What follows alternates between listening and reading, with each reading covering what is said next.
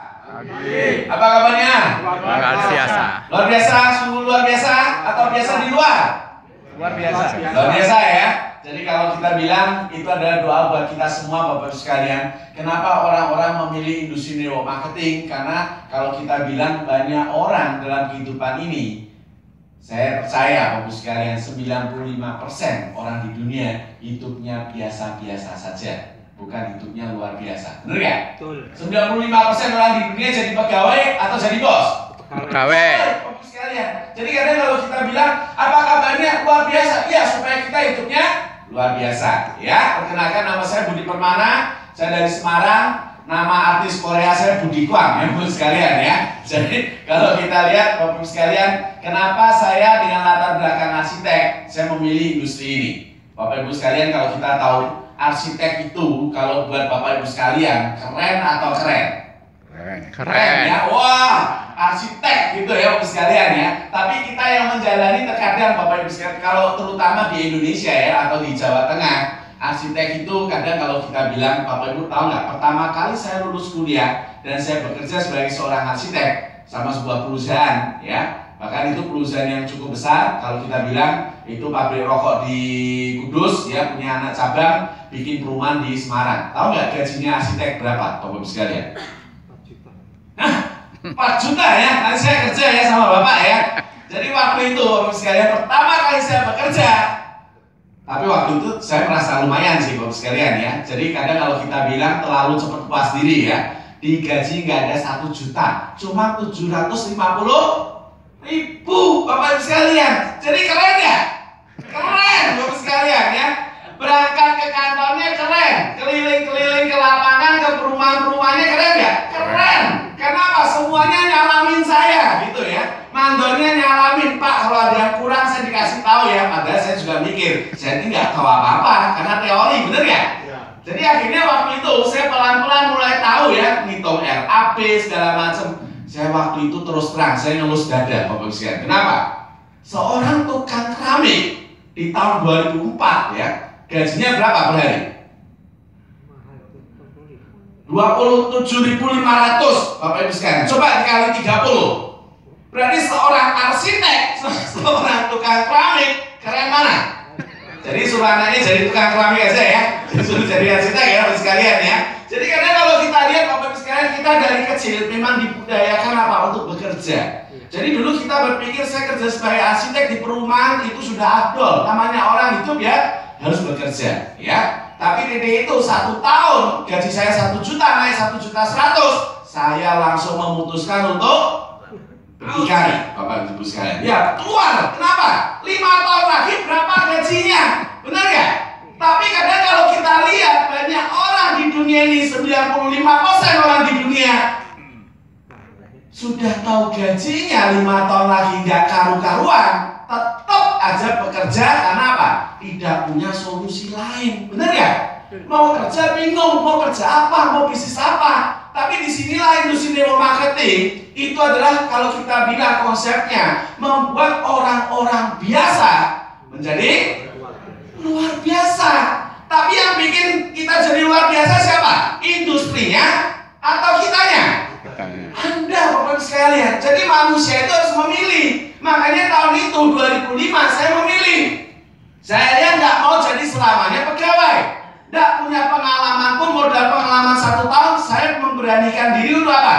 Wani mati ceritanya, berdikari, bikin industri sendiri. Yaitu ceritanya saya sebagai arsitek pribadi Bapak Ibu sekalian. Saya dapat proyek pertama kecil-kecilan ya, cuma ngerenov ya Bapak sekalian ya. Waktu itu akhirnya apa? Setelah dihitung-hitung saya bersyukur. Ternyata saya wani mati tapi nggak salah pilih. Dapat penghasilan 30 kali gaji per bulan Bapak Ibu sekalian ya. Jadi kalau kira-kira seperti itu senang nggak? Senang ya.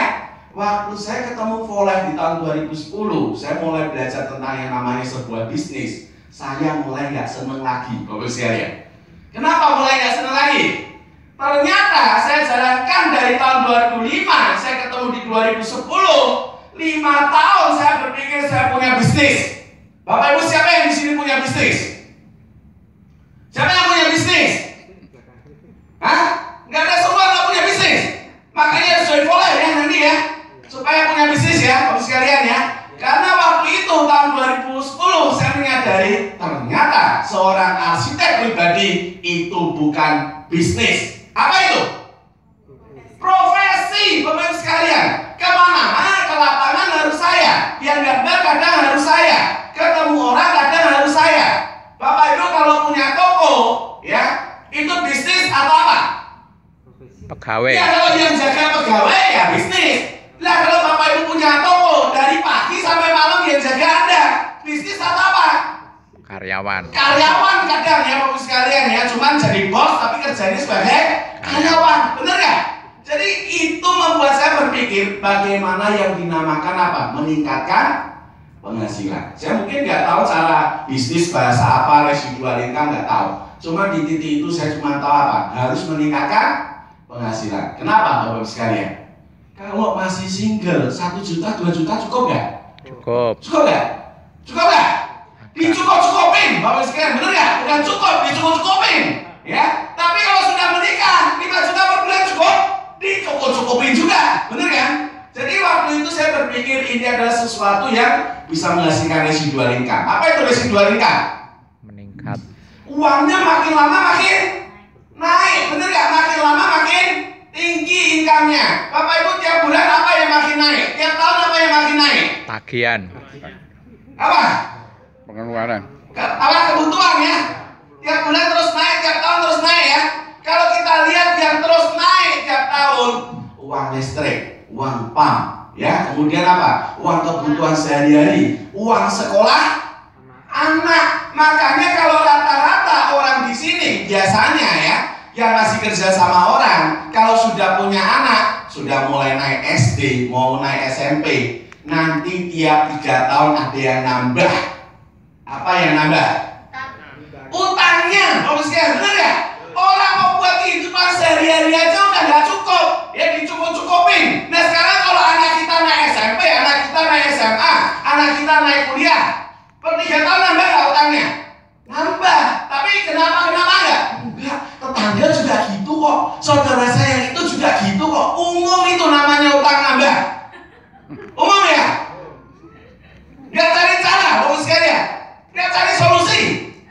Maka pada akhirnya apa? 95% orang di dunia di saat usia tua bukan uangnya yang disimpan, tapi utangnya yang diwarisi. Nah, pertanyaan saya Bapak Ibu sekalian, Bapak Ibu mau jadi seperti itu? Tidak. Mau jadi seperti itu? Tidak. Berarti harus cari solusi nggak untuk kehidupannya? Inilah satu kesempatan untuk Bapak Ibu sekalian. Modal kecil segala macam, tapi kenapa bisa menghasilkan residual income? Bapak Ibu tahu online shop?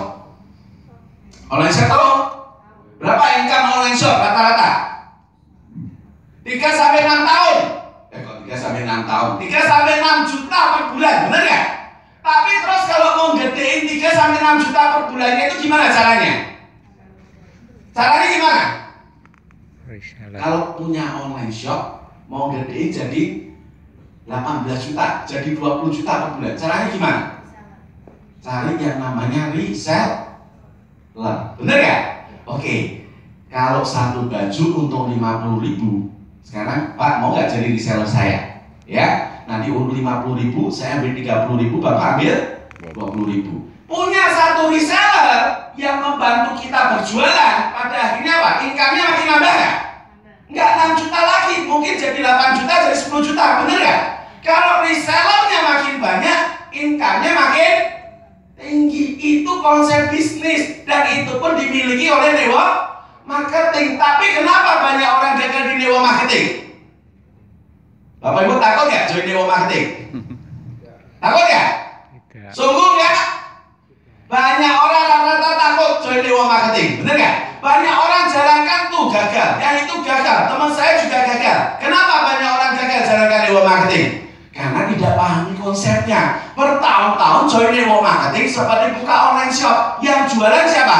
Diri kita sendiri. Nggak pernah mitranya, nggak pernah orang yang konsumsi produknya dari seorang pengguna menjadi seorang distributor, bener nggak? Jadi kalau Bapak Ibu ingin income-nya terus naik, residual income terus naik, pada akhirnya Bapak Ibu sekalian, apa yang saya suka di bisnis ini? Tahu nggak? Saya dilahirkan bukan dari keluarga bangsawan, Bapak Ibu sekalian. Tapi di industri ini, saya bisa menjadi seorang bangsawan, Bapak Ibu sekalian. Tahu nggak apa itu bangsawan? Tangiawan. Bangsa Tangiawan, Bapak Ibu sekalian, ya. Dulu saya kerja arsitek, jam 6 pagi bangun, jam 1, jam 2 belum tidur, bikin kerjaan terus, tapi uang nggak nambah-nambah. Betul ya? Tapi di zaman sekarang saya jalankan industri ini karena saya punya mitra, saya punya aset, saya punya jalankan sistemnya. Pada akhirnya Bapak Ibu tahu nggak Indomaret? Yang punya Indomaret sama Bapak Ibu kaya siapa? Yang punya Indomaret pernah nggak jaga tokonya? Nggak pernah. Bapak Ibu pernah ketemu Kolonel Sanders nggak? Kolonel Sanders. Kalau pernah ketemu berapa umur Anda sekarang? Ya, yang jaga Kentucky Fried Chicken itu loh. Patung Pak Tua itu pemiliknya Kentucky Fried Chicken, bener nggak? Orangnya sudah meninggal, uangnya terus masuk. Nah sementara Bapak Ibu mati-matian bekerja, kenapa uangnya nggak naik-naik? Utangnya terus nambah karena Bapak Ibu tidak menjalankan bisnis yang bersistem. Apa itu bisnis yang bersistem? Saya tidak bisa jelaskan di sini, ya sekalian ya. Saya cuma mengajak Bapak Ibu join aja dulu, sambil join sambil belajar. Karena bisnis ini 1 tahun harus belajar. Anda mau jadi seorang perawat, tahun pertama pun belajar dulu nggak? Jadi kalau Anda join di bisnis ini, bisa nggak awal-awal langsung enak? Nggak bisa. Namanya seorang perawat mau naikkan dia punya status, dia kuliah lagi dulu, bener ya? Pagi kerja, malam kuliah. 1, 2, 3 tahun awal Bapak Ibu harus berani menggunakan waktunya untuk berusaha lebih keras di bisnis ini. Ya, tapi nanti setelah 3-4 tahun Anda akan menikmati yang namanya residual income. Ya, itu tips dari saya, Go Platinum. Terima kasih.